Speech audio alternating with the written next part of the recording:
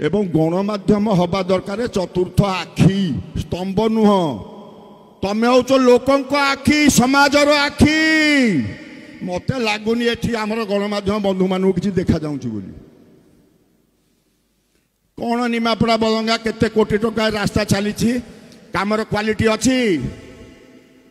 निमापड़ा बलंगा रास्ता जो हूँ क्वालिटी अच्छी निमापड़ा बलंगा लोक पचार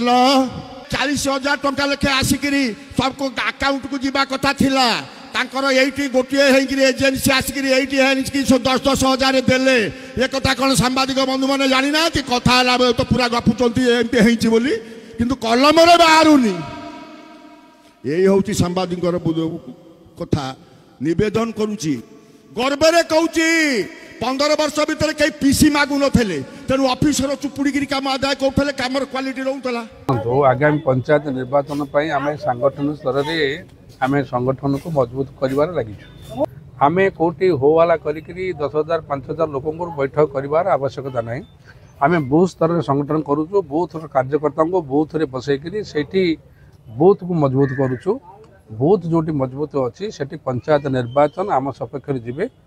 यह आम निर्द्वंद्व आपण मान कहीदा चाहूँ सांगठनिक व्यवस्था जो मैंने रे